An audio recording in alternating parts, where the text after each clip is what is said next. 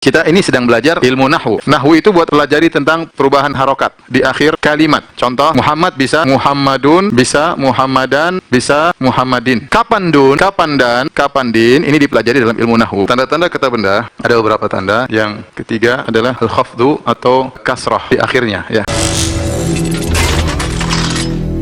Assalamualaikum warahmatullahi wabarakatuh. Bismillahirrahmanirrahim. Allahumma sholli ala sayyidina Muhammadin wa ala alihi wa sahbihi ajma'in, amma ba'du.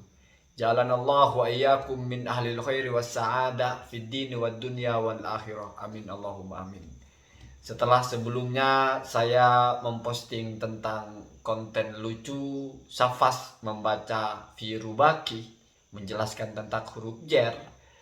Setelah saya telusuri, ternyata mungkin ini berkaitan dengan daurah atau dengan materi kursus bahasa Arab yang disampaikan oleh Ustadz Firanda. Karena Ustadz Firanda di situ memang melakukan kekeliruan yang fatal ketika mengatakan bahwa tanda dari kalimat isim itu kasroh. Sebetulnya ketika dia membaca catatannya, itu sudah benar al-khafdu atau al-jarru, tapi dia menulisnya kasroh. Lalu dipertegas dengan menjelaskan bahwa definisi ilmu nahwu adalah ilmu yang berbicara tentang harkat di akhir kalimat.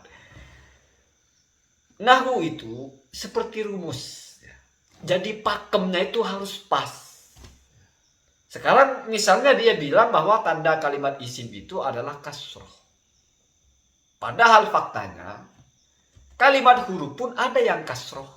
Contohnya bi, bismillahi. Bi itu kan kalimat huruf kasroh kok. Li Muhammadin. Itu li-nya kan kasroh, tapi bukan isim. Kalau kita bangun teori tanda kalimat isim itu salah satunya kasroh, berarti kalimat yang kasroh itu isim. Fi'il juga ada yang kasroh, misalnya istri, ya, atau asro, yusri, isro'an, ya, kemudian isim fa'ilnya itu asri, kasroh. Secara harkat kasroh. Jangan-jangan nanti kalau bicara tanda kalimat fi'il itu adalah sukun pula. Ya. Kalau ngomong bahwa tanda kalimat fi'il itu sukun, isim juga banyak yang sukun. Antum ya sukun, inna ya sukun, kan alif itu mati kan sukun. Ya. Isim yang yang sukun yang lain, misalnya hum sukun. Ya. Jadi dari sini aja melenceng sehingga lahir pemahaman-pemahaman yang simpang siur. Ya karena mungkin belajar nahunya ya daurah, tidak memakai standar ilmu nahwu yang baku. Mungkin ingin dipermudah boleh, tapi bukan merancukan kaidahnya. Itu rusak itu. Kaidah begitu rusak. Yang namanya ciri atau alamat itu memang memastikan kalau itu isim dan tidak akan pernah sama dengan fi'il juga dengan huruf. Maka berarti yang disebutkan di situ adalah yang spesifik untuk isim. Tidak mungkin ada di fi'il, tidak mungkin ada di huruf. Kalau menyebut kasroh, di huruf ada. Ya. Di fi'il juga ada. Oh, berarti bukan ciri khas isim. Lagi pula tidak pernah ada ciri khas berupa harkat. Karena kalau masalah harkat, isim, fi'il, huruf ini sama. Semuanya bisa dibaca fathah, semuanya bisa dibaca kasroh, semuanya bisa dibaca mati. Isim dibaca fathah ada Muhammadan. Fi'il dibaca fathah ada dorobah. Huruf dibaca fathah ada inna, anna. Isim dibaca kasroh ya ada Muhammadin. Huruf dibaca kasroh ya ada misalnya bi. Fi'il dibaca kasroh ya ada istri atau asri. Istari ada. Fi'il dibaca sukun ada uskun. Isim dibaca sukun ada antum. Huruf dibaca sukun ada misalnya min. Kan nunnya mati, sukun. Jadi ciri khas itu tidak pernah berupa harkat, tetapi berupa i'rab. Maka ketika alamat dikaitkan dengan i'rab, disebutlah jer, itu khusus untuk isim. Fi'il tidak akan pernah jer, walaupun dibaca kasroh, tapi bukan jer. Huruf apalagi tidak akan pernah ada ceritanya huruf itu majrur atau khafdun ya. Begitu juga kalau dalam fi'il itu ciri khas yang berkaitan dengan i'rab adalah jazm. Isim tidak akan pernah jazm. Huruf tidak akan pernah jazm. Lalu kalau ditanya antum kan mati, itu sukun bukan jazm. Biar paham apa bedanya kasroh, apa bedanya khafdun atau jarrun. Apa bedanya sukun, apa bedanya jazm. Kalau berkaitan dengan tanda isim, tanda fi'il, tanda huruf, mesti itu adalah hukum i'rabnya.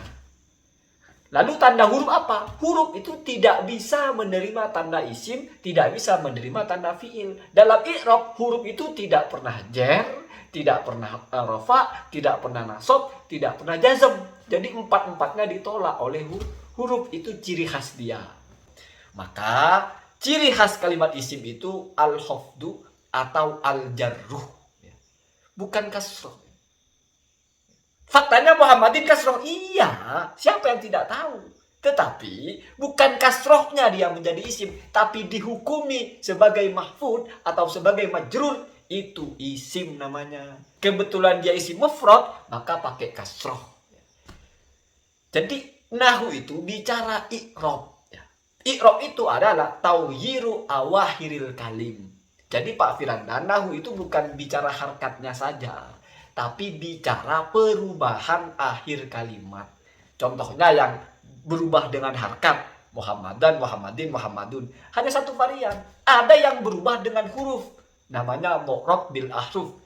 Zaidani, Zaidunah, Zaidaini, Zaidinah. Itu i'rabnya malah dengan huruf. Perubahan, harkat terakhirnya sama, Zaiduna atau Muslimuna, huruf terakhirnya nah.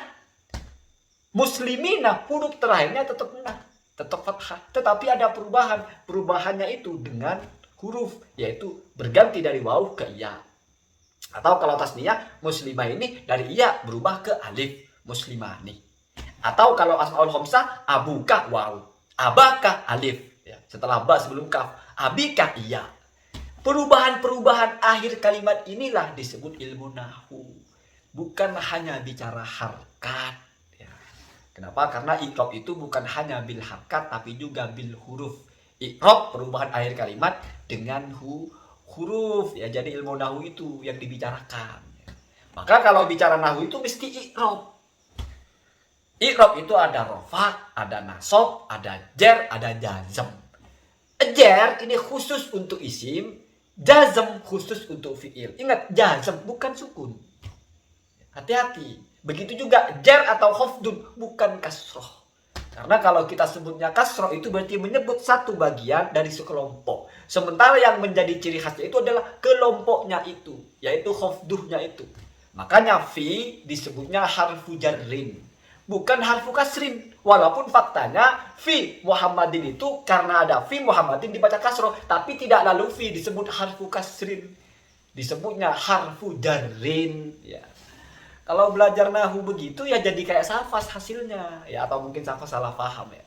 Saya suka orang belajar nahu itu suka, tetapi ada metode-metode jempat belajar nahu itu ada, tapi tetap pegangannya itu kitab-kitab nahu yang sudah mu'tamad.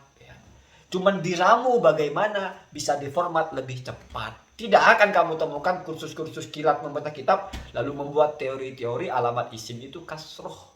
Karena nanti akan kontradiktif. Ya, kalau muridnya cerdas, bismillahi, baknya kasroh, kok bukan isim? Gimana kamu mau menjelaskan? Ya. Kan repot nanti gurunya. Tanda-tanda fi'il itu adalah sukun. Antum, lihat kalimat terakhirnya mim sukun. Kok isim? Nah, kan repot. Antum kan isim. Jangan-jangan anti itu disebut isim karena kasroh. Kan jadi aneh ya. Allahumma dina ahda sabil. Assalamualaikum warahmatullahi wabarakatuh.